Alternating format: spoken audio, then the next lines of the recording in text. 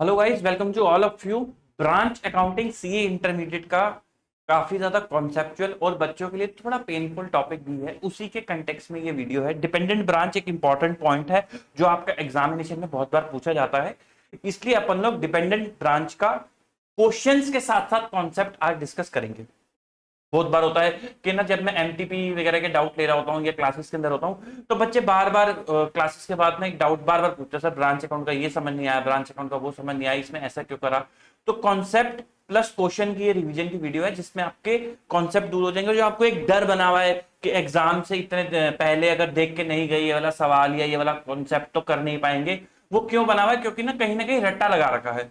तो क्या होता है कि रट्टा भूलने के चांसेस होते हैं। एक क्वेश्चन में करा, दूसरे क्वेश्चन में लग गया, तीसरे क्वेश्चन में लग गया, 5 दिन बाद फिर लगाया, फिर भूल गए। तो वो रट्टे की दिक्कत है क्योंकि रटा हुआ है। अगर एक बार कॉन्सेप्ट पकड़ लिया कि हाँ यार इतनी सी ही तो बात है, तो क्या होगा, अभी थोड़ी थोड़ी सी मेहनत लग जाएगी, लेकिन उसमें क्या होता है कि आपने एक बार पॉइंट पकड़ लिया, देन आपको वो कभी भी भूलेगा नहीं कि हाँ भाई इसके अंदर ये करना था, इसके अंदर वो करना था, स्टेप ये था, स्टेप वो था, वो सब दिमाग उससे फ्री हो जाता है। तो शुरू करते हैं अपनी वीडियो। तो डिपेंडेंट ब्रांच में 3 मेथड जो है वो आपको बताए जाते हैं कि इन 3 मेथड से तीनों से ही आंसर सेम आता है। मुद्दा कितना सा है? मुद्दा इतना सा है कि जो सामने वाली ब्रांच है आपकी, वो अपनी बुक्स नहीं बनाती। भाई अगर कोई व्यक्ति बुक्स बनाता हो, आप मेरी बात समझो, अगर कोई बंदा बुक्स बनाता हो, डबल एंट्री पे बनाता हो, तो कोई दिक्कत वाली बात नहीं है। आप उसकी फाइनेंशियल स्टेटमेंट बना के उसका प्रॉफिट निकाल सकते हो।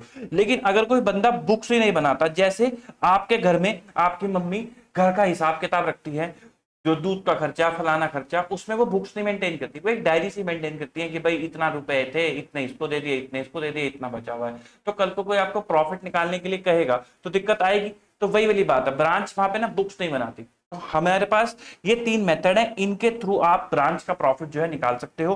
तीनों मेथड से ही आंसर जो है आपका सेम आता है, क्योंकि अल्टीमेटली प्रॉफिट तो ब्रांच ने उतना ही कमाया होता है। तो पहला और मोस्ट इंपॉर्टेंट मेथड जो है वो होता है आपका डेटर्स मेथड। इस डेटर मेथड के अंदर आप क्या करते हो, आप एक ब्रांच अकाउंट बना करके चलते हो। ये जो ब्रांच अकाउंट आप बनाते हो, ये आप एचओ की किताबों में बनाते हो। ध्यान रखना, ये आप एचओ की किताबों में बनाते हो। पॉइंट यहां पे इतना सा होता है कि आपको ध्यान रखना होता है कि आप ऐसे समझो कि आप एचओ हो और ब्रांच आपका क्या है, ब्रांच आपका पड़ोसी है। ब्रांच आपका क्या है, वो आपका पड़ोसी है। अब ये जो ब्रांच आपका पड़ोसी है, तो कोई भी इवेंट, कोई भी ट्रांजैक्शन अगर उन्होंने दे रखा है, तो आपको ये देखना होता है कि भाई ये एंट्री ब्रांच की किताबों में होगी या ये इसका इंपैक्ट एचओ की किताबों में भी आएगा। फॉर एग्जाम्पल, उसने आपको बोला कि भाई ब्रांच ने कैश सेल करी। अगर आपके पड़ोसी ने माल बेचा कैश के अंदर, तो उसमें आप थोड़ा ना एंट्री करोगे। तो ब्रांच ने अगर कैश सेल करी तो आपको कोई लेना देना नहीं है। लेकिन अगर वो कह रहा है ब्रांच ने कैश एचओ को भेज भी दिया, तो अब क्योंकि आपको कैश मिला है, तो आप क्या एंट्री करोगे, कैश अकाउंट डेबिट टू पड़ोसी या फिर ब्रांच। ये वाली आप एंट्री पास करके चलोगे, cash account debit to branch. तो दिस इज हाउ आपको ये जो डेटर मेथड के अंदर है कॉन्सेप्ट को रिटेन करना पड़ता है कि भाई साहब जो ब्रांच है वो मेरा क्या है, पड़ोसी है। तो अगर कोई ऐसा इवेंट है जिसका इंपैक्ट मेरी किताबों में भी पड़ेगा, तो अपन को वो एंट्री ले लेनी है। अगर कोई ऐसा इवेंट है जिसका इंपैक्ट मेरी किताबों में नहीं पड़ेगा, वो सिर्फ ब्रांच का है, तो जो सप्लीमेंट्री लेजर्स आप ब्रांच के लिए बना रहे हो, आप सिर्फ उसके अंदर ही उनका ट्रीटमेंट करके चलोगे। जो आप मेन आंसर देते हो अपना ब्रांच अकाउंट का, वो आप एचओ की किताबों में बनाते हो, यहां पर पे उसका इंपैक्ट नहीं आता। फिर उसके बाद आता है stock and debtor method. Stock and debtor method में क्या होता है, जो आप ब्रांच अकाउंट बनाते हो उसमें बड़े सारे एलिमेंट डालते हो, स्टॉक रिजर्व का भी आप एक एलिमेंट लेते हो। तो stock and debtor method in सब एलिमेंट को अलग अलग लेजर्स में ले जाता है कि भाई स्टॉक, जो स्टॉक रिजर्व वाला पार्ट है उसको स्टॉक एडजस्टमेंट में ले जाओ, जो यहाँ पे स्टॉक से रिलेटेड पार्ट है यानी कि ट्रेडिंग अकाउंट आप बोल सकते हो, उसको स्टॉक अकाउंट के अंदर ले जाओ, जो डेटर से रिलेटेड वाला पार्ट है उसको डेटर के अंदर ले जाओ, उसको बोलते हैं स्टॉक एंड डेटर मेथड। लेकिन मोस्ट इंपोर्टेंट मेथड जो आपका डेटर मेथड आता है। फिर एक फाइनल अकाउंट मेथड या फिर जिसको मेमोरेंडम फाइनेंशियल स्टेटमेंट मेथड भी बोल देते हैं। इसके अंदर क्या होता है, सब कुछ आप ऑन कॉस्ट दिखाते हो। भाई जो भी मार्जिन एचओ ने ऐड करा होता है ब्रांच को भेजते वक्त, आप वो एलिमिनेट करके ऑन कॉस्ट उसकी सीधा फाइनेंशियल स्टेटमेंट बना देते हो, opening stock, closing stock, sales और परचेज को मद्देनजर रखते हुए, खर्चों को मद्देनजर रखते हुए। क्वेश्चंस करते हैं। क्वेश्चन से इन्हीं तीनों मेथड को समझेंगे, कॉन्सेप्ट वाइज समझेंगे, ताकि पकड़ जो है और भी ज्यादा अपनी मजबूत हो जाए। तो वाइड स्प्रेड इनवॉइस करता है goods to it branch at cost plus 20%। भाई कॉस्ट प्लस 20% पे वो गुड्स जो है भेजता है। अपनी ब्रांच को। The branch sell goods for cash as well as on credit. Branch cash में भी माल बेचती है और क्रेडिट में भी माल बेचती है। ब्रांच जो है मीट करती है expense out of cash collected from it debtor and cash sale, और रेमिट कर देती है balance cash to head office after withholding 10,000। वो कहता है कि भाई अपना जो पड़ोसी है वो कैश में भी माल बेचता है और क्रेडिट में भी माल बेचता है। जो भी कैश आता है डेटर से या कैश सेल से, उससे अपने खर्चे निकालने के बाद 10,000 रुपए रोक के वो जो है एचओ को माल, वो कैश जो है वापस कर देता है। 31 मार्च 2001 में ओपनिंग बैलेंस जो था इन सब चीजों का ये था। ठीक है। During the accounting year 31 March 2002 invoice price of good dispatch by HO, आपने आपने अपने पड़ोसी को कितने का माल बेचा? 1,32,00,000 का माल बेचा। इसमें से पड़ोसी ने आपको वापस कर दिया 72,000 का माल। और कुछ और ट्रांजेक्शन भी हुई है, cash cell, credit sale, cash collected by branch from credit customer, यानी कि debtor, cash discount, return by customer, bad debt और एक्सपेंस। ऑन 1 जनवरी ब्रांच ने परचेज करा फर्नीचर 1,00,000 रुपए का, जिसकी पेमेंट किसने करी? एचओ ने। पड़ोसी ने फर्नीचर खरीदा, पेमेंट आपने करी है। और 31 मार्च 2002 ब्रांच की जो एक्सपेंस है वो कितने थे? 6,000 रुपए के आउटस्टैंडिंग थे। And cash in hand again 10,000। Furniture पर सब्जेक्ट टू 16% डेप्रिसिएशन और डिमिनिशिंग यानी कि डब्ल्यूडीवी। आपको हेड ऑफिस की बुक्स में ब्रांच अकाउंट बनाना है 31 मार्च 2002 में, यानी कि आपको बेसिकली डेटर मेथड से काम करना है। तो मैंने यहाँ पे सबसे पहले इंफॉर्मेशन जो थी वो लिख दी। मैं थोड़ा सा साइड हो जाता हूँ। हाँ अब ठीक है। इंफॉर्मेशन मैंने लिख दी भाई। कॉस्ट कितनी है एचओ की? 100 रुपए। एचओ उस पर मार्जिन ऐड करता है 20 रुपीज का, तो इनवॉइस प्राइस कितना हो जाता है? 120। यहां आएगा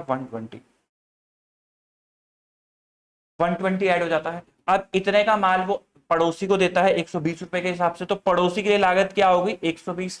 वो इतने का ही पब्लिक को बेच देते हैं 120, क्योंकि उसने दिया नहीं है कि ब्रांच कितने का बेचता है, तो ब्रांच इतने इनवॉइस प्राइस पे बेच देता होगा। ठीक, तो 100 का माल पड़ता है, 20 रुपए ऐड करके 120 ब्रांच को देते हैं। तो ब्रांच के लिए कॉस्ट क्या होगी? 120। फिर ब्रांच 120 का माल बेच देता है। Debtor method, branch account. तो सबसे पहले अगर आपको याद होगा कंसोलिडेशन वाला पार्ट, कंसोलिडेशन ए किस नहीं, कंसोलिडेशन ब्रांच और एचओ वाला। तो एचओ की किताबों में आप एंट्री डालते हो, क्लोजिंग एंट्री, उसकी एसेट और लायबिलिटी टेकन ओवर करने की। तो क्या डालते हो? Asset account debit to branch और branch account debit to liabilities, और इन्हीं एंट्रीज को आप 1 अप्रैल को रिवर्स कर देते हो। तो जितना भी आपका ओपनिंग बैलेंसेस था वो आपका खड़ा हो जाएगा यहाँ पर, क्योंकि आपने रिवर्स करी होगी एंट्री। रिवर्स करने के लिए क्या करोगे? Branch account debit to asset. तो देखो ओपनिंग बैलेंस किसका था? कैश का 10,000, ये रहा सवाल में लिखा था। कैश का 10,000, डेटर का 384, स्टॉक एट इनवॉइस प्राइस 1,80,1080 और फर्नीचर फिटिंग 500। तो मैंने यहाँ पे ओपनिंग बैलेंसेस लिख दिए, कैश, डेटर, स्टॉक और फर्नीचर। टोटल ओपनिंग बैलेंस आ रहा है 1,974 का। फिर उसने आपको बोला था कि भाई साहब एचओ ने, उसके बाद एचओ ने 1,32,00,000 का माल बेचा। तो एचओ ने जब 1,32,00,000 का माल बेचा तो एचओ ने क्या एंट्री डाली होगी? एचओ ने डाली होगी branch account debit to sales या फिर गुड्स सेंड टू ब्रांच। तो मैंने कहा branch account debit to goods send to branch. 1,32,00,000 ये 1000 बन रहा है, तो इसलिए 13,200 लिखा हुआ है। ठीक, उसके बाद क्या हुआ? 72,000 रुपए का माल जो था ब्रांच ने रिटर्न कर दिया। तो ब्रांच जब रिटर्न करेगा तो एचओ क्या एंट्री करेगा? ब्रांच जब रिटर्न करेगा तो एचओ एंट्री करेगा goods return to HO to branch, sorry. तो ब्रांच की किताबों में बाय गुड्स रिटर्न 72,000 रुपए से आगे, कोई दिक्कत वाली बात नहीं है। आगे बढ़ते हैं। फिर उसके बाद ब्रांच ने कैश सेल कर दी, पड़ोसी ने 9700 रुपीज का माल बेचा, तो उससे एचओ को क्या लेन देना? आपको क्या करना? आपके खाते में थोड़ा ना डाल दिया। तो ये खाता आप किस में बना रहे हो? ये आप एचओ की किताबों में बना रहे हो, तो इसमें क्या कोई ट्रीटमेंट आएगी? नहीं, नहीं आएगी। फिर उसके बाद आपको सप्लीमेंट्री लेजर्स बनाते हो, जैसे ये डेटर अकाउंट। ये जो डेटर अकाउंट आपने बनाया है ये ब्रांच की किताबों में ही बनाया है। सिमिलरली ये स्टॉक अकाउंट जो आपने बनाया है ये ब्रांच की किताबों में ही बनाया है। ये कैश अकाउंट जो आपने बनाया है ये ब्रांच की किताबों में ही बनाया हुआ है। तो अगर ब्रांच ने कैश का माल बेचा तो एंट्री क्या करी होगी? Cash account debit to cash sales. तो ये रही 9700, क्योंकि ये किसकी किताबों में बन रहा है? ये ब्रांच की किताबों में ही बन रहा है। अगर ये ब्रांच की किताबों में ही बन रहा है तो पड़ोसी तो एंट्री डालेगा ना कैश सेल्स की, तो मैंने वही एंट्री डाल दी, cash account debit to branch to cash sales. फिर उसके बाद अगली चीज क्या बोली उसने? उसने कहा क्रेडिट सेल भी कर दी 3140 की। क्रेडिट सेल, अगर पड़ोसी ने किसी को उधार पे माल बेच दिया तो आपको क्या लेना देना उसमें, आप कोई एंट्री नहीं करोगे अपनी किताबों के अंदर।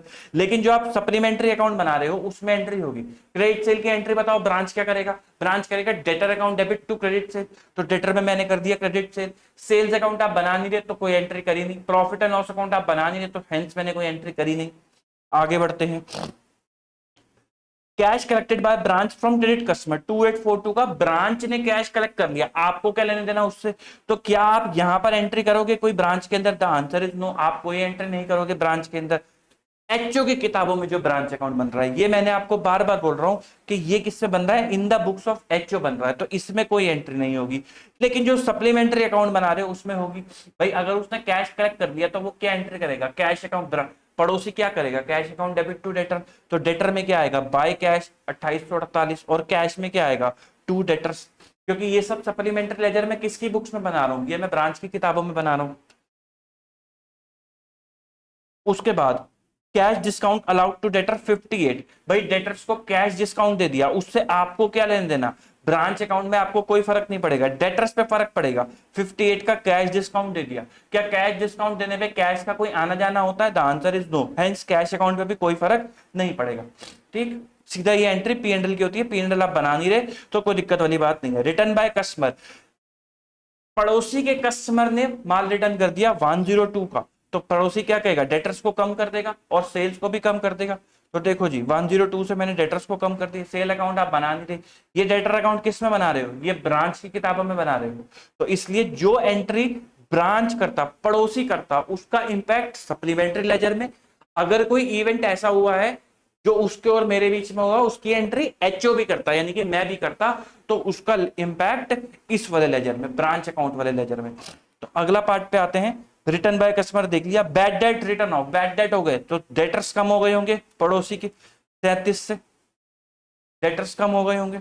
उसके बाद अगला देखते हैं जी आगे, expense paid by branch 842, expense account debit to cash, तो कैश अकाउंट आप बना रहे हो, 842 का एक्सपेंस डाल दिया। आगे बढ़ते हैं। ऑन 1 जनवरी ब्रांच ने परचेज करा 1 लाख रुपए का फर्नीचर, जिसकी पेमेंट एचओ ने करी है, जिसकी पेमेंट किसने करी है, एचओ ने करी है। आपने पड़ोसी के फर्नीचर के पैसे दिए हैं, तो आप क्या एंट्री करोगे, आप कहोगे पड़ोसी से पैसे लेने हैं, branch account debit to cash, branch account debit to cash, और पड़ोसी क्या करेगा, पड़ोसी करेगा furniture account debit to HO. अब एचओ को पैसे देने हैं, तो आप ब्रांच अकाउंट किसकी किताबों में बना रहे हो, एचओ की किताबों में, तो branch account debit to cash furniture 1 lakh रुपए। फिर उसके बाद 31 मार्च को ब्रांच एक्सपेंस आउटस्टैंडिंग थे 6000 के, ये भी आप टेकन ओवर करते हो, तो मैंने क्लोजिंग बैलेंस सीडी के अंदर यहां पे डाल दिया आउटस्टैंडिंग एक्सपेंस, क्योंकि आप ये टेकन ओवर करते हो। कैश इन हैंड अगेन 10,000 था, फर्नीचर को डेप्रिशिएट करता है 16% से, तो मैंने कैश इन हैंड का क्लोजिंग बैलेंस यहाँ पे लिख दिया 10,000 रुपए, और मैंने जब देखा बैलेंसिंग फिगर निकाल के तो एचओ का बैलेंस आ गया 11,700। इसका मतलब क्या है कि ब्रांच ने 11,700 एचओ को भेजे, तो जब एचओ को भेजे तो एचओ ने रिसीव करे, एचओ ने जब रिसीव करे तो एचओ ने क्या एंट्री डाली, एचओ ने एंट्री डाली कैश अकाउंट डेबिट, अपना वाला कैश टू ब्रांच, तो ब्रांच में क्या आएगा, बाय कैश, ब्रांच में आएगा बाय कैश 11,700। ठीक, उसके बाद आगे बढ़ते हैं। बस जी, अब बस आपको क्लोजिंग बैलेंसेस निकालने हैं, स्टॉक का, कैश का उसने आपको दे दिया तो मैंने लिख दिया सीधा 10,000। फर्नीचर पे उसने कहा है 10% का डेप्रिसिएशन है, तो ओपनिंग फर्नीचर था 5 लाख रुपए का, 16% का सॉरी डेप्रिसिएशन है, तो ये आ गया 4,20,000। 1 लाख का खरीदा, 3 महीने का डेप्रिसिएशन माइनस करके ये आ गया 96,000, तो ये हो गया टोटल फर्नीचर। फिर हमने डेटर अकाउंट बना रखा था, तो डेटर अकाउंट जब हमने बनाया, कहाँ गया भाई डेटर अकाउंट, ये रहा, तो क्लोजिंग बैलेंस आया 4,85,000, ये आपने लिख दिया। स्टॉक अकाउंट आपको बनाना पड़ेगा क्योंकि उसने आपको वैल्यू नहीं दी, तो हमने कहा चलो ये स्टॉक अकाउंट, ये किसकी किताबों में बन रहा है, ये ब्रांच की किताबों में बन रहा है, तो ब्रांच के पॉइंट ऑफ व्यू से सोचना, ब्रांच के पास opening stock to balance BD, यहाँ पे बैलेंस बीडी भी लिख सकते हो। ओपनिंग स्टॉक कितना था 1080 का, ब्रांच ने गुड्स रिसीव करे एचओ से 13,200 के, वापस कर दिए थे 72 के, वो मैंने माइनस कर दिए स्टॉक अकाउंट में से। सेल्स करी 9700 रुपए की, और क्रेडिट सेल करी 3140 की।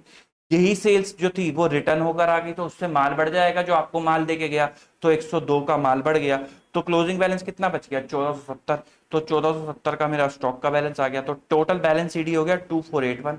ओपनिंग बैलेंस जो क्लोजिंग बैलेंस लाइबिलिटी का था वो 6 था, बाकी जो ये क्या कहते हैं 13200 ये ओपनिंग बैलेंस और 11700 ये हमने डिस्कस कर लिए।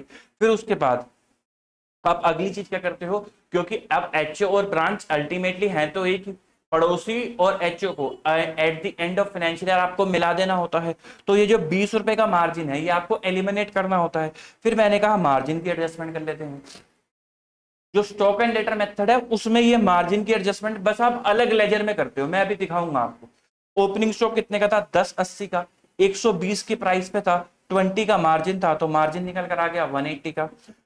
गुड्स रिसीव जो आपने करे 13200 के, 120 पे करे, 20 का मार्जिन था तो वो निकल कर आ गया 2200 का। जो क्लोजिंग स्टॉक था आपका उस पे भी 120 का मार्जिन था, 20 का मार्जिन, 120 की प्राइस पे था, 20 का मार्जिन था, तो वो आ गया 245। गुड्स जो आपने रिटर्न करे 72,000 पे वो भी 120 के थे, 20 का मार्जिन भी आ गया 12,000। तो करके मैंने जब नेट प्रॉफिट निकाला तो वो निकल कर आ गया 1096 का, मेरा क्या निकल कर आ गया नेट प्रॉफिट निकल कर आ गया। ठीक, अब अगर इसी सवाल को कोई आपको बोले स्टॉक एंड डेटर मेथड से भी करके दिखाओ, तो आओ जरा देखते हैं स्टॉक एंड डेटर मेथड और डेटर मेथड में क्या सिमिलैरिटीज है। तो हमने जो इतना बड़ा ब्रांच अकाउंट बनाया इसके टुकड़े कर दिए। अगर आप देखो कि स्टॉक के क्या क्या आइटम है, ओपनिंग स्टॉक, देखो जी ये मैंने डाल दिया ओपनिंग स्टॉक। ये सेम स्टॉक अकाउंट है जो मैंने आपको सप्लीमेंट्री में बनाया था। Opening stock, goods return, goods receive, उधर से स्टॉक रिटर्न, परचेज जो आपने 72,000 की गुड्स वापस भेजे, कैश सेल, क्रेडिट सेल, और ये आ गया आपका क्लोजिंग बैलेंस स्टॉक अकाउंट का 1470 का। तो जितनी भी स्टॉक की एडजस्टमेंट थी आपके ब्रांच अकाउंट और सप्लीमेंट्री में वो हमने एक तरफ डाल दी। ये एक तरीके से आपका ट्रेडिंग अकाउंट बन जाता है। अगर यहां पर ब्रांच ने सेल्स 120 के ऊपर करी होती, लेट से 150 पे करी होती, तो इन सेल्स पे आपको, इन सेल्स को 150 पे होने की वजह से यहाँ पे आपका सरप्लस बच जाता, जिसको आप जीपी भी बोलते हो 11th क्लास के अंदर, सरप्लस बच जाता। फिर हम लेकर आए स्टॉक एडजस्टमेंट।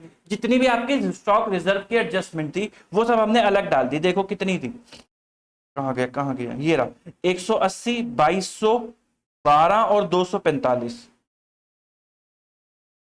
180, 2200, 12 और 245, और इनका नेट लेकर आ गए 2123।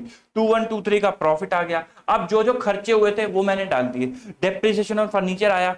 सर ये कैसे निकाला आपने, अगर आप ध्यान से देखो तो जब आपने ओपनिंग फर्नीचर यहाँ पे लिखा 500 का और क्लोजिंग फर्नीचर आप लिख रहे हो ये 9 2 11 516 का, तो आपका क्या कहते हैं डेप्रिसिएशन का इंपैक्ट आ रहा है। अगर आप देखो, सॉरी आप ले रहे हो 500 प्लस 100, 600 माइनस 516 अगर आप करो तो आपका डेप्रिसिएशन का इंपैक्ट ऑटोमेटिकली डेबिट आ रहा है 84 रुपए का। वो मैंने यहाँ डायरेक्ट लिख रखा है। ब्रांच अकाउंट के अंदर वो ग्रॉस बेसिस पे आ रहा है, इधर आपने 600 लिखा, इधर आपने 516 लिखा, तो नेट इंपैक्ट कितने का आ रहा है 84 का। स्टॉक एंड डेटर में मैंने उसको नेट करके 84 लिख दिया। तो this is how the two method are different from each other, but ultimately उनका इंपैक्ट सेम है। ब्रांच अकाउंट के अंदर आप सब कुछ जोड़ के एक ही लेजर में दिखा रहे हो, स्टॉक एंड डेटर के अंदर आप सब कुछ अलग अलग दिखा रहे हो जो जहां जिसका है। स्टॉक एंड डेटर के लिए क्या याद रखना है, ध्यान रखना है कॉन्सेप्ट कि भाई जो मेरा स्टॉक अकाउंट बन रहा है जितनी भी स्टॉक से रिलेटेड एडजस्टमेंट है वो सब उसमें चली जाएंगी, जितनी भी मेरी स्टॉक रिजर्व से रिलेटेड एडजस्टमेंट है वो स्टॉक एडजस्टमेंट में चली जाएंगी। वहां से जो प्रॉफिट निकल कर आएगा वो मेरा फिर पीएनएल के अंदर चला जाएगा और अल्टीमेटली मैं पीएनएल अपना बना दूंगा जो भी खर्चे करे हैं। जैसे उसने ऑफिस एक्सपेंस करा था वो मैंने डाल दिया 842 का, आउटस्टैंडिंग एक्सपेंस है तो वो भी करा ही होगा। उसकी एंट्री बताओ ब्रांच ने क्या करी होगी, profit and loss account debit to outstanding expense, तो वो मैंने 6 रुपए यहाँ कर दिया। फिर बैड डेट करे थे 37 रुपए के, डिस्काउंट दिया था कस्टमर को 58 रुपए का, तो मेरा प्रॉफिट कितने का आ गया 1096 का। और मेरा यहाँ पे भी प्रॉफिट कितने का आ रहा था, कहाँ गया भाई 1096 का प्रॉफिट आ रहा था। फिर आपका एक मेथड आता है final account method. Final account method के अंदर आप क्या करते हो, आप जो स्टॉक रिजर्व आप अलग लेके गए थे ना उसको माइनस करके दिखा देते हो। जैसे ओपनिंग स्टॉक आपने पहले लिख रहे थे 1080 और स्टॉक रिजर्व अलग से यहाँ लिखते थे आप 1080 और यहाँ लिखते थे 180 का स्टॉक रिजर्व, इसके अंदर माइनस कर देना। तो मैंने लिख दिया नेट ओपनिंग स्टॉक कितना था। फिर जो आपने परचेजेस करी उसको ब्रांच के अंदर उसमें से जो उसका मार्जिन है स्टॉक रिजर्व है वो मैंने माइनस कर दिया। सेल्स तो एज इट इज करी थी लेस रिटर्न, क्लोजिंग स्टॉक में भी माइनस मैंने मार्जिन माइनस कर दिया, तो मेरा जीपी आ गया 2123 का। ये खर्चे एज इट इज वही है जो मैंने ऊपर डाल रखे थे, और मेरा प्रॉफिट आ गया 1096। अगर आप देखो 2123 का जीपी आ रहा है और आपके स्टॉक एडजस्टमेंट में भी 2123 आ रहा है। तो this is how these three method are connected. आपको बस ध्यान क्या रखना है, जब आप बात करते हो डेटर मेथड की, तो जो ब्रांच अकाउंट आपको बनाना है, आपको ये सोच के बनाना है कि भाई वो अलग एंट्री कर रहा है, मैं अलग एंट्री कर रहा हूं, उसकी ओपनिंग एसेट मैं टेक ओवर करता हूं, उसकी एसेट और लायबिलिटी मैं टेक ओवर करता हूं। तो क्लोजिंग लायबिलिटी अगर आपको निकालने के लिए बोले या सप्लीमेंट्री लेजर्स अगर आपको बनाने पड़े तो वो उसी की किताबों में बनाने हैं। डेटर अकाउंट उसकी किताबों में बनाना है, स्टॉक अकाउंट उसकी किताबों में बनाना है, कैश अकाउंट उसकी किताबों में बनाना है, और ये बनाने जरूरी भी है। एक लेजर बनाने से आपको 2 मिनट लगेंगे अगर आपने ढंग से प्रैक्टिस कर रखी है, लेकिन उससे क्या होता है, कॉन्फिडेंस आता है कि हाँ भाई मैंने कोई आइटम छोड़ी नहीं है। तो लेजर बना लेना, कोई दिक्कत वाली बात नहीं है। मैं कैश फ्लो में भी आपको ये कहता हूँ कि लेजर बनाओ, कोई दिक्कत वाली बात नहीं है। बिना लेजर बनाए काम नहीं चलेगा। एंड उसके बाद जब आप लेजर बना, सप्लीमेंट्री लेजर आपको उसकी किताबों में बनाने हैं कि भाई वो अगर बनाता तो क्या बनाता। ब्रांच अकाउंट आपको अपनी किताबों में बनाना है कि अगर उसने मेरे साथ कोई ट्रांजेक्शन करी है तो मैं क्या एंट्री करता। स्टॉक एंड डेटर मेथड के अंदर आपको क्या करना है, स्टॉक अकाउंट की आइटम अलग लेके जानी है, जो भी सरप्लस आता है आप उसको स्टॉक एडजस्टमेंट में लेके चले जाते हो। स्टॉक एडजस्टमेंट एक तरीके से आपका सारे के सारे स्टॉक रिजर्व की एंट्री को लेकर आता है कि जितने भी आपने स्टॉक रिजर्व की एंट्री कर रखी है, opening stock, closing stock, goods and, उन सब की एडजस्टमेंट जो है आपकी स्टॉक रिजर्व के अंदर आती है। फाइनल अकाउंट मेथड के अंदर आपको इन सबको नेट कर देना होता है। और क्वेश्चंस देखते हैं, उससे थोड़ी और क्लैरिटी होगी। आओ जरा अगला सवाल देखते हैं। Buckingham Bros Bombay have a branch at Nagpur. They send goods at cost to their branch. वो कहते हैं कॉस्ट पे बेच देते हैं, मार्जिन का कोई चक्कर ही नहीं है। However, डायरेक्ट परचेजेस भी ब्रांच करता है, फॉर विच पेमेंट जो है हेड ऑफिस करता है। All daily collection are transferred from the branch to HO. जितनी भी डेली कलेक्शन होती हैं ब्रांच जो है एचओ को भेज देता है। आपको नागपुर ब्रांच अकाउंट बनाना है in the books of head office by debtor method, यानी कि आपको ब्रांच अकाउंट के थ्रू बनाना है। तो ये आपको डिटेल दे रखी है, ओपनिंग बैलेंस, कैश की दे रखी है, Sunday debtor, stock transfer, direct purchases, cash cell, credit sale, ये ठीक है। एडजस्टमेंट आपको दे रखी है। आओ जरा बनाते हैं in the books of HO branch account. ये भी तीनों मेथड से करेंगे, कोई दिक्कत वाली बात नहीं है। ब्रांच अकाउंट किसकी किताबों में बनाना है, एचओ की किताबों में बनाना है ब्रांच अकाउंट आपको, ये सोचते हुए कि भाई अगर एचओ होता तो क्या एंट्री डालता। तो सबसे पहले तो जो ओपनिंग एसेट है वो इंप्रेस कैश 200, 2000, 25,000, 24,000, 16,000, 2, 25, 24, 16, ये आपका डाल दिया मैंने ओपनिंग। फिर उसके बाद उसने कहा कि कुछ डायरेक्ट परचेजेस करी हैं, जो डायरेक्ट परचेजेस हैं उसकी पेमेंट कौन करता है, एचओ करता है। तो जो भी उसने डायरेक्ट परचेजेस करी हैं, एचओ ने अगर पेमेंट करी होगी तो एचओ क्या एंट्री डालेगा, branch account debit to cash. तो ब्रांच में क्या आ जाएगा, टू कैश। Direct purchases 45,000। आगे बढ़ते हैं, सॉरी 16,000, अच्छा ये तो स्टॉक है, सॉरी स्टॉक है। कैश सेल्स करी 45,000 की, क्रेडिट सेल करी 1,30,000 की, और डायरेक्ट परचेजेस भी करी 45,000 की। ये हमने जो डिस्कस पहले ही कर दिया 45,000। कैश सेल करी 16 की और क्रेडिट सेल करी 1,30,000 की। उसने बोला है कि जितनी भी डेली कलेक्शन होती है वो ब्रांच एचओ को ट्रांसफर कर देता है। जो उसने क्रेडिट सेल्स करी वो कहां जाएंगी, उसके डेटर अकाउंट के अंदर चली जाएंगी। तो 1,30,000 से मैंने डेटर बढ़ा दिया। ये डेटर अकाउंट किसकी बुक्स में बन रहा है, ये ब्रांच की किताबों में बन रहा है डेटर अकाउंट। ब्रांच की किताबों में बोले तो कि ब्रांच अगर डेटर अकाउंट बनाता तो वो क्या बनाता, तो वो 1,30,000 से अपने डेटर्स बढ़ा देता। आगे बढ़ते हैं। जो कैश सेल्स करी उससे ब्रांच का कैश बढ़ गया होगा, ऑल्दो उसने रेमिट कर दिया होगा तो क्योंकि, लेकिन वो डे एंड पे करेगा तो क्यूमुलेटिव बैलेंस ही ट्रांसफर करवा देंगे। तो कैश अकाउंट के अंदर मैंने लिख दिया कि भाई कैश सेल्स करी है तो कैश बढ़ गया। उस ब्रांच ने क्या एंट्री करी होगी, ब्रांच ने एंट्री करी होगी cash account debit to cash sales, ठीक। तो कैश अकाउंट के अंदर 45,000 आ गया। सर आपने ये उसी टाइम रेमिट क्यों नहीं कराया, क्योंकि जितना भी कैश कलेक्ट होगा ना वो सारा का सारा एक ही बार में एचओ को रेमिट कर देंगे।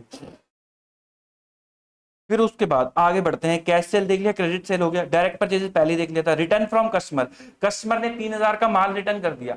कैश सेल्स कभी रिटर्न नहीं होती, क्रेडिट सेल ही रिटर्न होती है। तो डेटर्स जो है आपके कम हो गए होंगे 3,000 रुपए से सेल रिटर्न की वजह से। अगर स्टॉक अकाउंट में बना रहा हूं, क्या मैं स्टॉक अकाउंट बना रहा हूं यहाँ पे, नहीं बना रहा शायद, हाँ मैं स्टॉक अकाउंट नहीं बना रहा, हाँ स्टॉक अकाउंट नहीं बना रहा, नहीं तो मैं स्टॉक भी बढ़ा देता, कोई दिक्कत वाली बात नहीं है। आगे बढ़ते हैं। उसके बाद goods send to branch from HO 60,000, HO ने माल भेजा है ब्रांच को, तो एचओ क्या एंट्री करेगा, एचओ एंट्री करेगा कि भाई goods, branch account debit to goods send. तो ब्रांच अकाउंट के अंदर उसने गुड्स सेंड की एंट्री करी, कितने का अमाउंट है 60,000 रुपीज का, ये रहा goods send 60,000 rupees. Transfer from HO for पेटी कैश एक्सपेंस 4000, एचओ ने 4000 रुपए का खर्चा करने के लिए ब्रांच को पैसा भेजा। क्या एचओ की किताबों में कोई घटना घटित हुई है? हाँ जी हुई है, तो एंट्री होगी। बताओ जी एचओ क्या करेगा? एचओ बोलेगा branch account debit to cash, तो 4000 रुपए तो ये आ गए, branch account debit to cash. क्या ब्रांच भी कोई एंट्री करेगा? हाँ करेगा। कौन सी एंट्री करेगा? Cash account debit to HO. क्या ब्रांच की किताबों में आप एचओ अकाउंट बना रहे हो? नहीं बना रहे। क्या ब्रांच की किताबों में आप कैश अकाउंट बना रहे हो? यस, आप कैश अकाउंट बना रहे हो, तो आप 4000 रुपए को रिसीव करा लोगे एचओ से। आगे बढ़ते हैं। बैड डेट हो गए 1000 के, क्या एचओ कोई एंट्री करे? बैड डेट उसका पैसा डूब गया 1000 रुपए, तो क्या मैं एंट्री करूं? नहीं, मेरे को क्या लेने देना। बैड डेट उसके हुए हैं, पड़ोसी के हुए हैं, तो हमें क्या लेने देना। लेकिन पड़ोसी क्या एंट्री करेगा? पड़ोसी एंट्री करेगा PNL account debit to debtor. तो डेटर अकाउंट, क्या आप पीएनएल अकाउंट बना रहे हो? नहीं बना रहे। डेटर अकाउंट बना रहे हो? यस आप बना रहे हो, तो डेटर्स को आपको कम करना पड़ेगा 1000 रुपीज से। अगला इवेंट देखते हैं, डिस्काउंट टू कस्टमर। उसने कस्टमर को डिस्काउंट दे दिया, एचओ क्या एंट्री करे? एचओ को कोई लेना देना नहीं है, ऐसी की तैसी, एचओ को कुछ नहीं करना। ब्रांच क्या एंट्री करेगा? ब्रांच करेगा PNL account debit to debtors. तो 2000 रुपए से आपने डिस्काउंट दिलवा दिया। कहाँ गया भाई? ओके, तो कैश अकाउंट है। 2000 रुपए से आपने डिस्काउंट दिलवा दिया। फिर remittance to HO received by HO, यानी कि 1,65,000 एचओ ने रिसीव करे हैं, तो क्या एचओ कोई एंट्री करेगा? हाँ करेगा। क्या करेगा? Cash account debit to branch. 1,65,000 की क्या एंट्री करेगा? Cash account debit to branch. तो ब्रांच में क्या आएगा? By cash. 1,65,000 by cash. Branch क्या एंट्री करेगा? ब्रांच करेगा HO account debit to cash. क्या एचओ अकाउंट बना रहे हो ब्रांच की किताबों में? नहीं बना रहे। क्या कैश बना रहे हो? हाँ बना रहे हैं। तो कैश में क्या लिखोगे? By HO 1,65,000। फिर उसके बाद remittance to HO not receive by HO so far.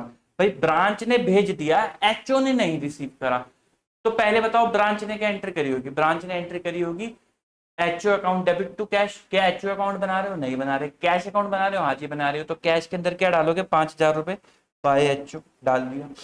HO क्या एंट्री करेगा? एचओ ने अभी रिसीव नहीं करा, तो एचओ करेगा cash in transit account debit to branch. तो ब्रांच के अंदर क्या आएगा? बाय कैश इन ट्रांजिट 5000 रुपए।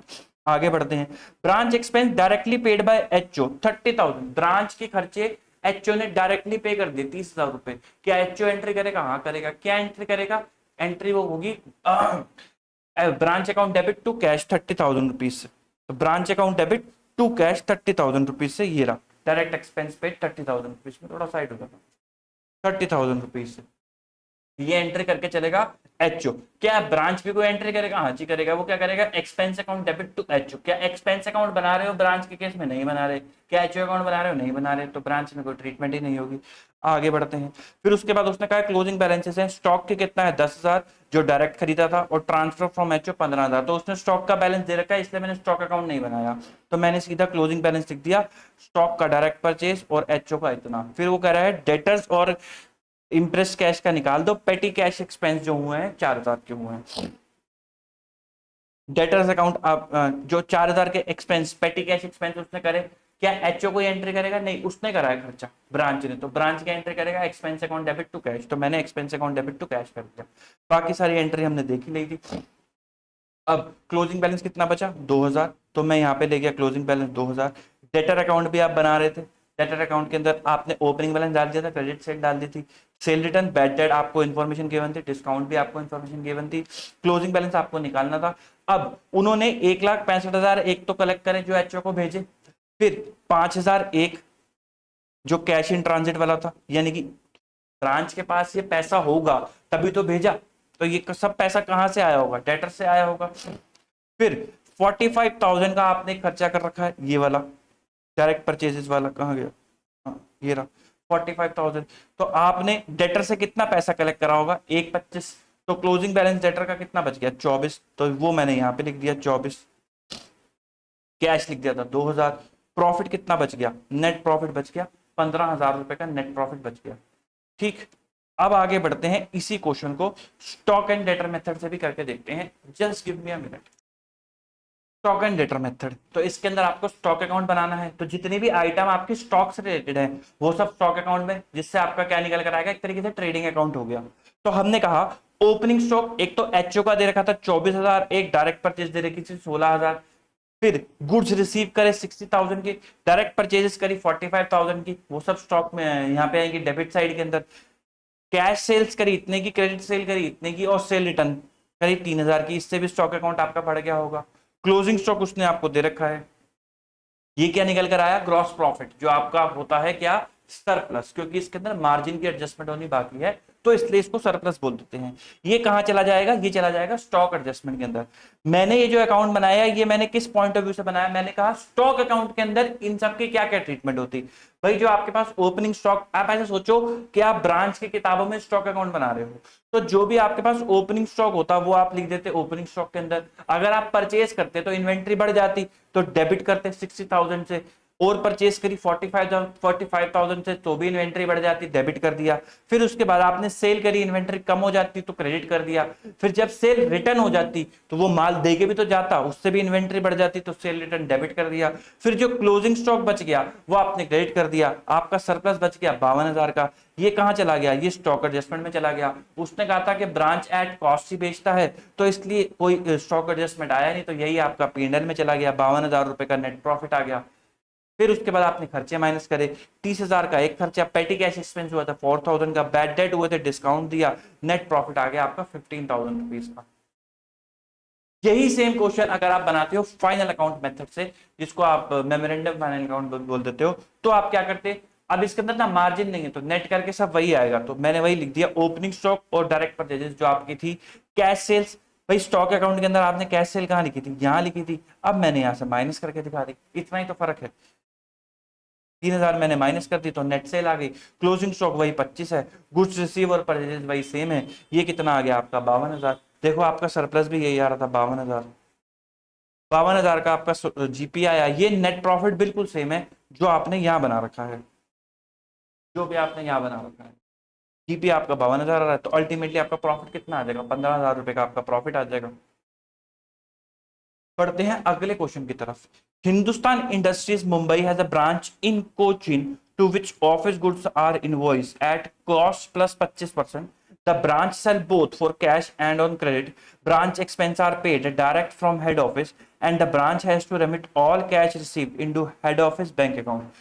वो कहता है कि भाई जो उनकी कोचिन में ब्रांच है जिसको कॉस्ट प्लस 25% पे माल भेजा जाता है, ब्रांच कैश और क्रेडिट दोनों पे बेचती है, ब्रांच एक्सपेंस जो है एचओ बियर करता है, और ब्रांच जो है रेमिट कर देती है सारा का सारा पैसा एचओ के बैंक अकाउंट में। आपको डिटेल दे रखी है नीचे, और आपको प्रिपेयर करना है in the head office ledger branch account, और ब्रांच का प्रॉफिट निकालना है। सेंड करती है वीकली रिटर्न। तो भाई goods receive from HO at invoice price, ये आप सब आपको डिटेल दे रखी है। आओ जरा शुरू करते हैं सीधा सवाल के ऊपर। तो ब्रांच अकाउंट आपको बनाना है। सबसे पहले मुझे बताओ आपको ओपनिंग स्टॉक कितना दे रखा है? स्टॉक ओपनिंग स्टॉक दे रखा है 60,000 का।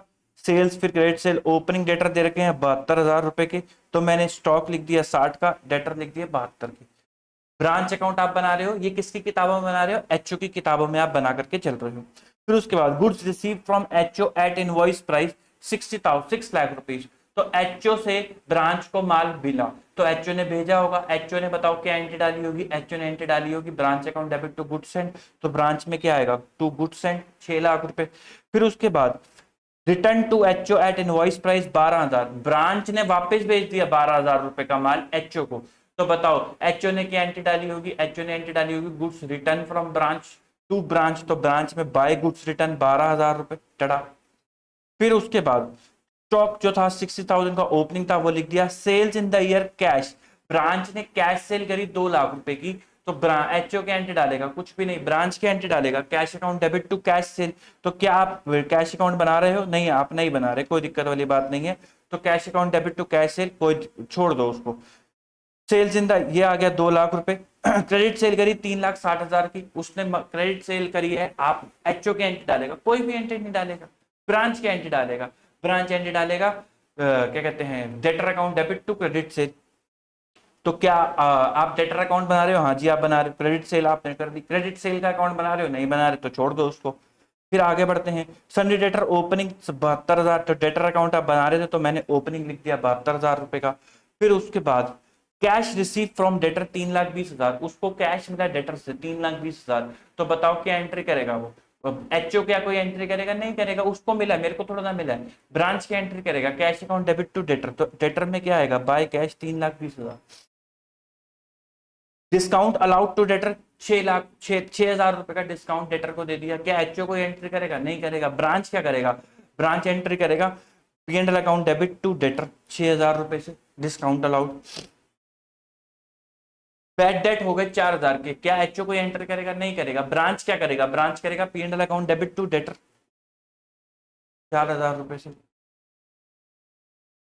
Cell return at Cochin branch 8,000 रुपए की सेल रिटर्न होगी, तो क्रेडिट सेल रिटर्न हुई होगी। एचओ क्या एंटर करेगा? कुछ भी नहीं करेगा। ब्रांच क्या करेगा? ब्रांच बोलेगा debtor account sorry sale return sales credit sale account debit to debtor, तो डेटर के अंदर क्या आ जाएगा? डेटर 8,000 से कम हो जाएंगे, ये कर दिए। सेल रिटर्न का लेजर आप बना नहीं रहे। आगे बढ़ते हैं। Rent rate taxes paid at branch 18,000 रुपए का खर्चा करा। उसने आपको क्या बोला था? ब्रांच एक्सपेंस जो है एचओ के द्वारा पे करे जाते हैं, तो ये खर्चा किसने पे करा होगा? एचओ ने पे करा होगा। क्या एचओ को एंट्री करेगा? हाँ करेगा। क्या करेगा? Branch account debit to cash, तो 18,000 रुपए आपने एंट्री करी होगी। कहाँ गया भाई? अच्छा ये सारा एक साथ डाल रखा है, तो 18 और 60 कितने हो गए? 78। 78 और 6 कितने हो गए? 84। तो ये सारा मैंने एक साथ डाल रखा है 84, क्योंकि ये सारे खर्चे हैं। ये खर्चा भी एचओ ने पे करा, ये खर्चा भी एचओ ने पे करा। एचओ ने क्या एंट्री डाली? Branch account debit to cash, तो ब्रांच के अंदर टू कैश आ गया 84,000। आगे बढ़ते हैं। स्टॉक एट ब्रांच 31 दिसंबर में 1,20,000, ये मैंने डाल दिया क्लोजिंग स्टॉक 1,20,000। डेटर अकाउंट आपने बनाया था तो उससे बैलेंस आ गया 94,000, तो ये आपने डाल दिया 94,000। उसके बाद उसने ये नहीं बताया कि ब्रांच ने कितना पैसा रिसीव करा, एच भेजा। Branch remit all cash receive into HO account, तो यहाँ पे ना छोटा सा कैश अकाउंट भी बना लो, मैंने बना नहीं रखा, अब अभी बना देते हैं cash account.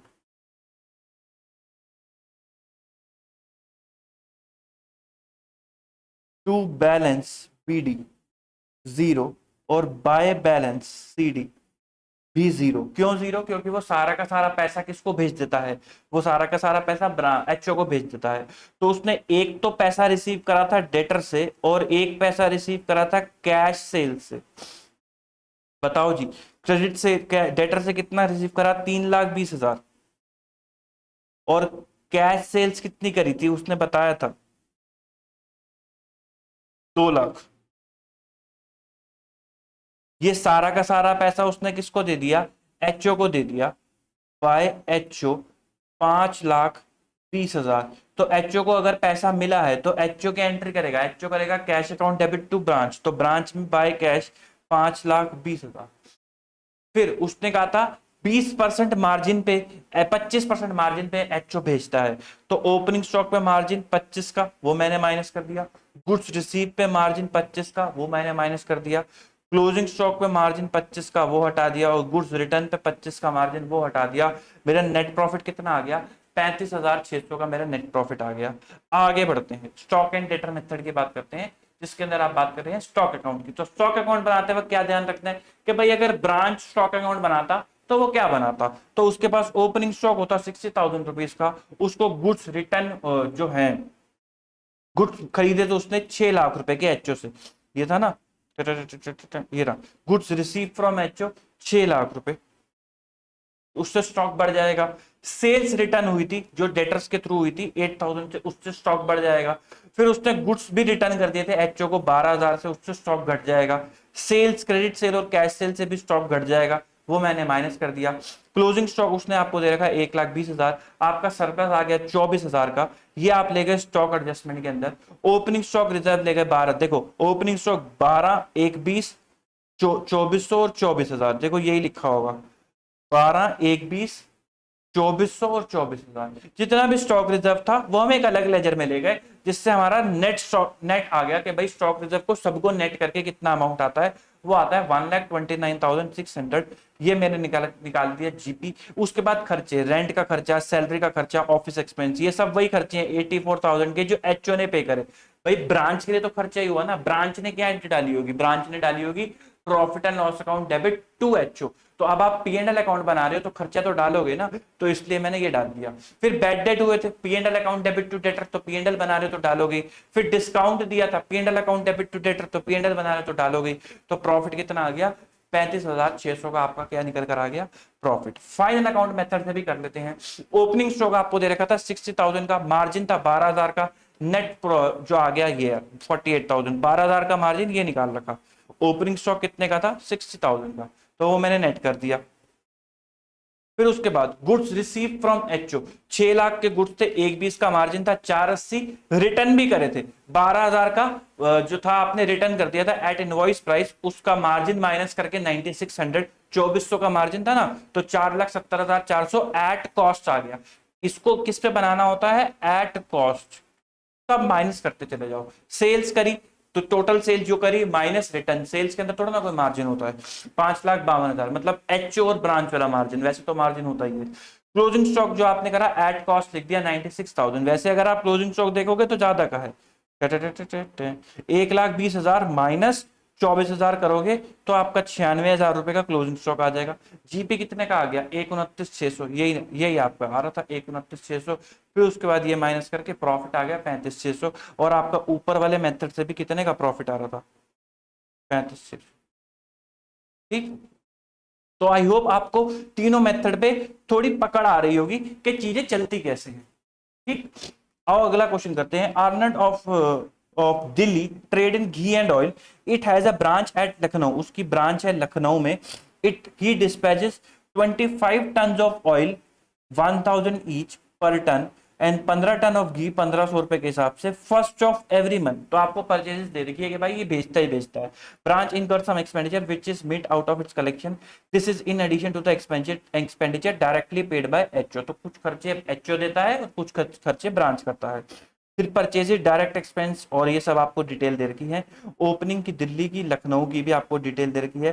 Plant and machinery का एडिशन 1 जनवरी को हुआ था इतने का, डेप्रिसिएशन आपको दे रखा है। ब्रांच मैनेजर की कमीशन है 10% की after charging such commission. General manager की 10% की commission on the overall profit. General manager also entitled salary of 2,000। General expense भी कितने हैं, 24,000 के। आपको ब्रांच अकाउंट बनाना है, trading and profit and loss account भी आपको बना करके चलना है। पहला मेथड अपना डेटर मेथड। डेटर मेथड के अंदर क्या करना है, आपको बनाना है ब्रांच की किताबों, ओ सॉरी एचओ की किताबों में ब्रांच अकाउंट आपको बना करके चलना है, एचओ की किताबों में। तो बताओ जी, ओपनिंग बैलेंसेस पहले पहले लिख लेते हैं। दिल्ली हेड ऑफिस है और लखनऊ ब्रांच है, तो लखनऊ में ओपनिंग बैलेंस था 17, 27, 750, 7540 और 6250। स्टॉक 44 कैसे हो गया, अच्छा इन दोनों का टोटल हो गया ना, 7, 7, 14, 2 और 1 3 और 1 4, तो 44। और डेटर्स कितने हैं, डेटर्स हैं 75,750, 7540 और 6250 और 6250।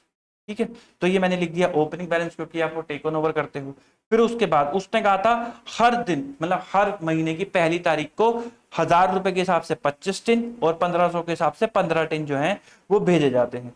तो 25,000 हर महीने, तो 12 महीने, उसी तरीके से 15, 1,500 हर महीने, मतलब 12 महीने, टोटल इतना माल भेजा जाता है एचओ के द्वारा ब्रांच को। तो एचओ क्या एंट्री डालेगा, एचओ एंट्री डालेगा branch account debit to goods sent, तो ब्रांच में क्या आएगा, टू गुड्स सेंट, तो वो मैंने लिख दिया 5,70,000।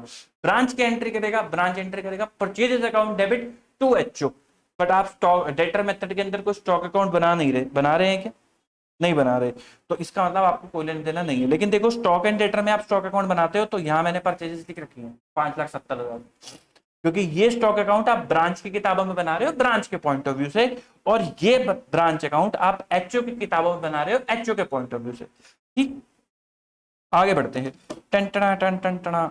फिर उसके बाद अगर आगे क्या हुआ, परचेजेस करा दिल्ली ने, लखनऊ ने कुछ करा नहीं, कोई दिक्कत वाली बात नहीं है। दिल्ली परचेज करेगा तो दिल्ली अपनी किताबों में तो एंट्री करेगा purchases account debit to cash और क्रेडिट, लेकिन उसका कोई इंपैक्ट ब्रांच पे नहीं है। आप दिल्ली की किताबों में सिर्फ ब्रांच अकाउंट बना रहे हो, तो इसलिए मैंने कोई एंट्री नहीं कर रखी। ठीक है, फिर उसके बाद डायरेक्ट एक्सपेंस हुए 3,83,275 के, ये दिल्ली के ही हुए, उसने पी&एल अकाउंट टू कैश कर दिया। आप एचओ की किताबों में ऐसा कुछ नहीं बना रहे, तो मैंने इसको फिर इसलिए इग्नोर कर दिया। अगर एचओ और ब्रांच अकाउंट कहीं एंट्री में आता तो मैं एंट्री को लिखता ना। फिर उसके बाद एक्सपेंस पेड बाय एचओ 14,250, तो ब्रांच ने क्या एंट्री करी होगी, P and L account debit to HO. HO ने क्या एंट्री करी होगी, एचओ ने एंट्री करी होगी branch account debit to cash, तो ब्रांच की किताबों में पी&एल आप बना नहीं रहे, एचओ अकाउंट आप बना नहीं रहे, तो इग्नोर कर दो। एचओ की किताबों में branch account debit to cash, तो ब्रांच अकाउंट आप बना रहे हो तो ब्रांच में टू कैश आपको लिखना पड़ेगा 14,250 जो उसने खर्चा पे करा है। फिर सेल्स करी 1846 और 342 750, तो ब्रांच अगर सेल करेगा तो उससे आपको क्या लेना देना, एचओ को कोई लेना देना नहीं है, तो एचओ कोई एंटर नहीं करेगा, तो आप सेल का अकाउंट कुछ आप बना नहीं रहे, तो ऐसे की तैसे। आगे बढ़ते हैं। Collection during the year including cash sale 6,47,330, तो ब्रांच क्या एंट्री करेगा, ब्रांच एंट्री करेगा cash account debit to debtor, HO करेगा कुछ नहीं करेगा, एचओ तो अपनी कलेक्शन की करेगा ना, ब्रांच की कलेक्शन की क्यों करेगा, तो 6,47,330 की एंट्री यहां होगी डेटर अकाउंट के अंदर कि कैश रिसीव हो गया, और कैश अकाउंट भी बना रहे हो तो 6,47,350 यहां होगी। आगे बढ़ते हैं। ये रहा remittance by branch to HO 6,13,000 branch ने एचओ को भेजे, तो ब्रांच क्या एंट्री करेगा, ब्रांच एंट्री करेगा HO account debit to cash, HO बना नहीं रहे कैश बना रहे हो तो कैश में लिख दो 6,13,250। एचओ क्या एंट्री करेगा, एचओ करेगा cash account debit to branch, cash बना नहीं रहे ब्रांच बना रहे हो तो branch account debit to by cash 6,13,250। आगे बढ़ते हैं। ये बैलेंसेस दे रखी है जो आपने लिख दिए, क्लोजिंग बैलेंसेस लिख देते हैं।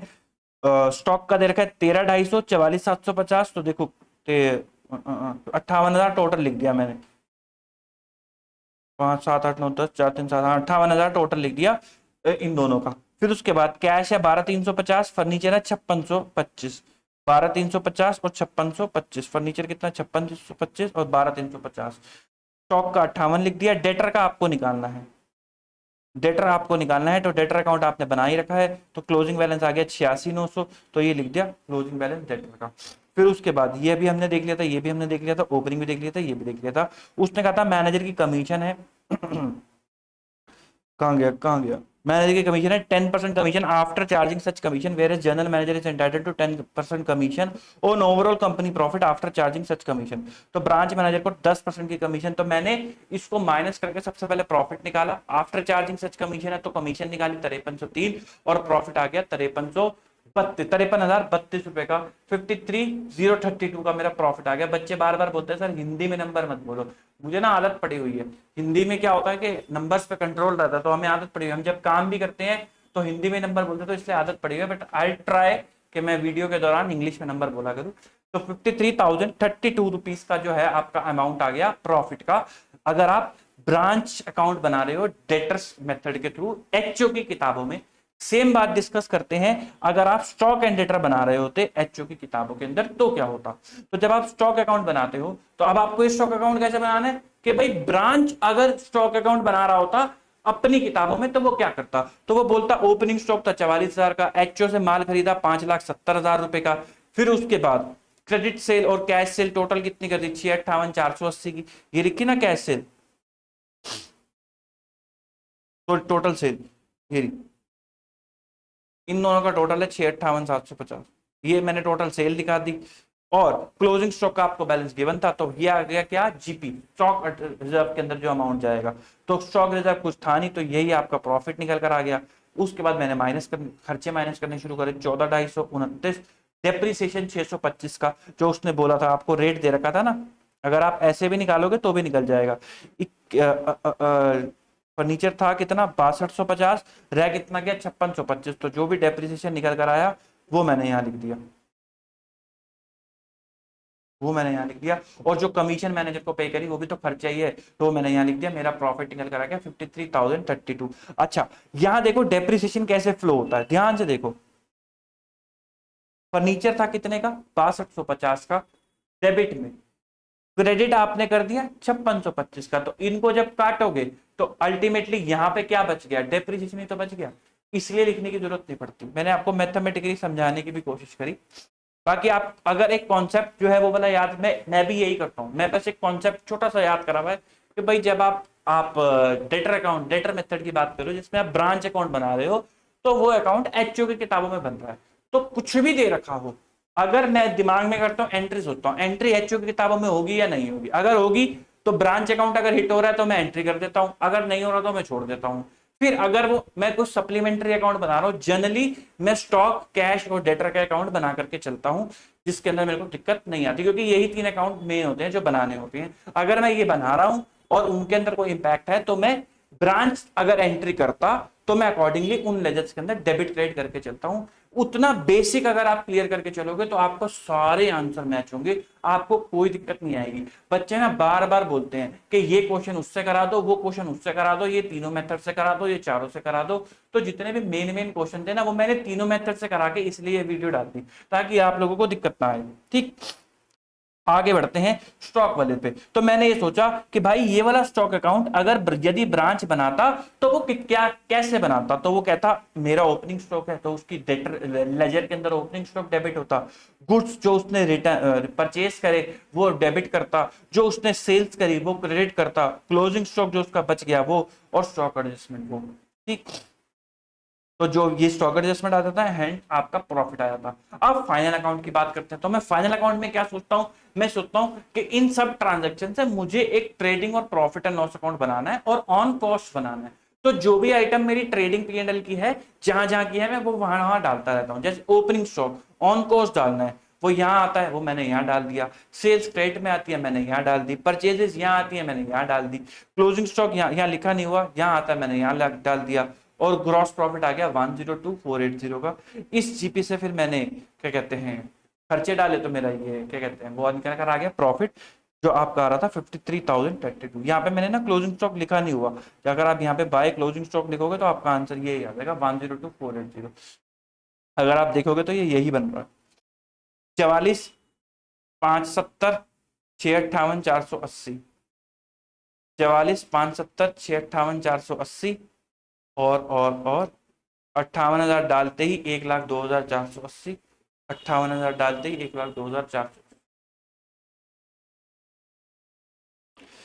चलो, अल्फा लिमिटेड की एक रिटेल शॉप है under the supervision of a manager. The ratio of GP at selling price is constant at 25% throughout the year. Branch manager की कमीशन है 10% of the profit earned by his branch calculated before charging his commission, but subject to a deduction from such commission equal to 25% of a certain deficiency of branch stock. तो जितनी भी branch stock की deficiency होगी उसका 25% अपन उससे minus कर देंगे। ये डिटेल आपको दे रखी है।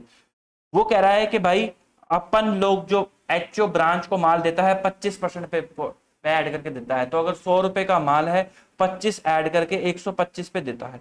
तो अगर कोई आपसे ब्रांच की अकाउंटिंग पूछे और पूछे ब्रांच की कॉस्ट क्या है तो ये वो 125 है। अब आपको ब्रांच की उस पे स्टॉक अकाउंट बनाना है ब्रांच की कॉस्ट पे, ये निकालने के लिए कि ब्रांच के वहां पे स्टॉक कितना डूब गया। तो ओपनिंग स्टॉक उसने आपको दे रखा है 74,736 एट कॉस्ट, तो ये 100 रुपए का है, पर ब्रांच को कितने का पड़ता है 125 का। तो आपको इसको 125 करना पड़ेगा 7430।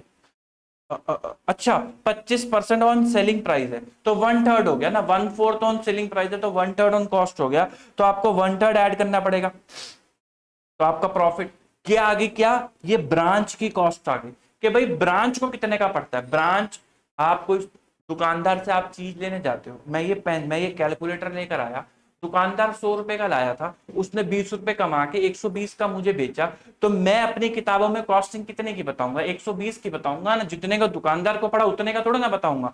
कोई मुझसे पूछेगा मुझे कितने का पड़ा, मैं तो 120 बोलूंगा ना, मैं तो ना बोलूंगा उसको 100 का पड़ा था जी, तो मैं तो अपनी कॉस्टिंग बताऊंगा। तो ब्रांच अकाउंट भी, ब्रांच वाले भी स्टॉक अकाउंट को कितने पे दिखाएंगे, उतने पे दिखाएंगे ना जितने का उनको पड़ा। तो इतने का तो एचओ को पड़ा था, एचओ ने मार्जिन जोड़ा और ब्रांच को बेचा, तो ब्रांच को कितने का पड़ा 99,648 का ब्रांच को पड़ा।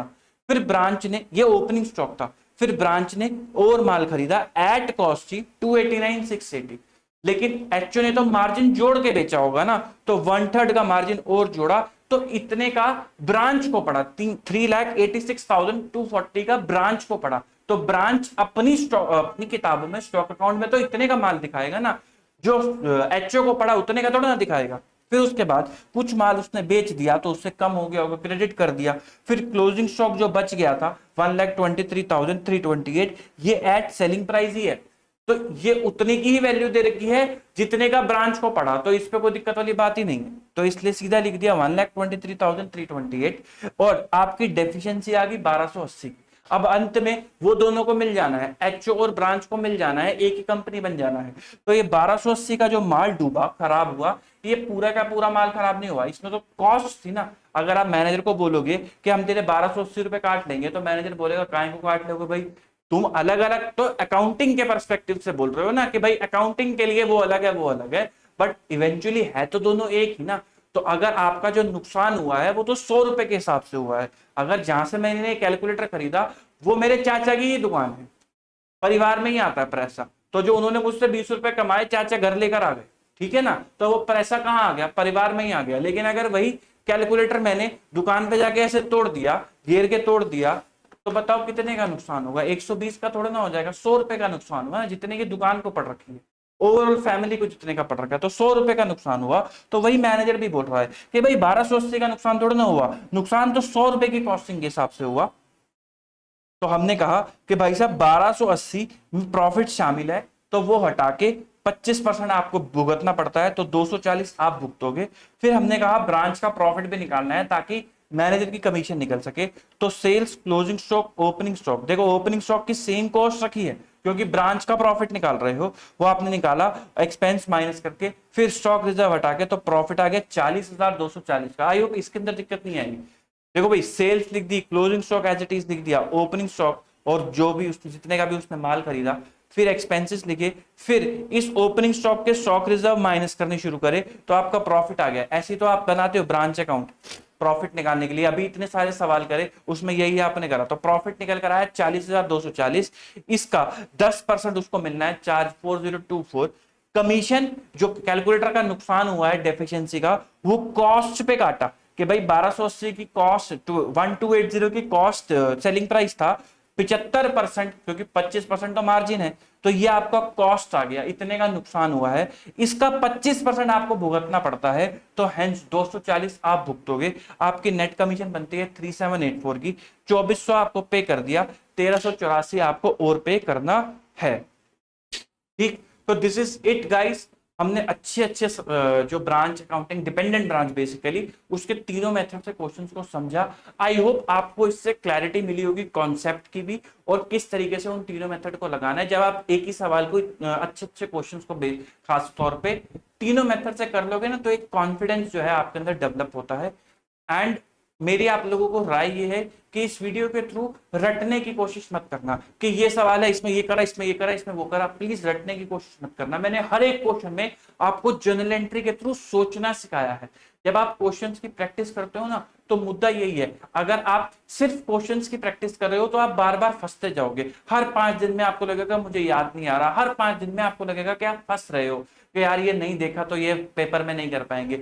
अगर आप 3 बार की प्रैक्टिस में उसके कॉन्सेप्ट की प्रैक्टिस कर जाते हो ना, तो वो कॉन्सेप्ट आपके दिमाग में बैठ जाता है। आपको बस एक छोटी सी बात याद रखनी है, जब आप डेटर अकाउंट बना रहे हो तो भाई साहब अगर क्या एचओ की किताबों में कोई एंट्री हुई, अगर हुई तो क्या हुई, अगर वो एंट्री आपके ब्रांच अकाउंट में आ रही है तो पास कर दो, नहीं हुई तो जाने दो। अगर आप फिर आप सप्लीमेंट्री अकाउंट जो बना रहे हो, जो ब्रांच के पॉइंट ऑफ व्यू से बना रहे हो, तो उसमें अगर कोई इंपैक्ट है तो एंट्री मारो वरना जाने दो। स्टॉक एंड डेटर में स्टॉक अकाउंट के अंदर जो इंपैक्ट है ब्रांच के पॉइंट ऑफ व्यू से एंट्री मारो वरना जाने दो। डेटर के अंदर जो इंपैक्ट है उसके अंदर एंट्री मारो डालने दो। जितना भी स्टॉक एडजस्टमेंट का अमाउंट है वो सारा का सारा स्टॉक रिजर्व का अमाउंट है वो स्टॉक एडजस्टमेंट में डालो, जीपी निकालो, प्रॉफिट निकालो। फाइनल अकाउंट मेथड में आपको सोचना है कि जो भी ये आइटम है फाइनल अकाउंट के अंदर किस तरीके से जाती और एट कॉस्ट कितने पे जाती। बस इतनी सी चीजों की आपको ध्यान रखना है और आपका सवाल चुटकियों में होने लग जाएगा। इस कॉन्सेप्ट की बार बार जब आप प्रैक्टिस करोगे, 2-3 बार आप प्रैक्टिस कर लोगे ना, आपका कॉन्सेप्ट दिमाग में बैठ जाएगा। फिर कोई भी क्वेश्चन आएगा ना तो आपको पता है कि आपको सोचना कैसे है। आपने रटा नहीं हुआ कि अगर ब्रांच ने पैसा भेजा तो वहां एंट्री डालनी है, उसने वो नहीं भेजा तो एंट्री नहीं डालनी। आपको कॉन्सेप्ट पता है, तो इससे क्या होगा, दिमाग पे प्रेशर भी कम रहेगा और जो दूसरे सब्जेक्ट है रटने वाले, आप एटलीस्ट उन्हें रट पाओगे और अपना ओवरऑल ग्रुप जो है अच्छे से परफॉर्म करके निकाल पाओगे। तो दिस इज इट, मेरी तरफ से इतना ही है। मिलेंगे आपसे अगली वीडियो में। अगर आपको वीडियो अच्छी लगी हो तो मुझे कमेंट करना, वीडियो को लाइक करना, लोगों तक शेयर करना। मिलेंगे आपसे अगली वीडियो में। Goodbye, tata, take care, bye.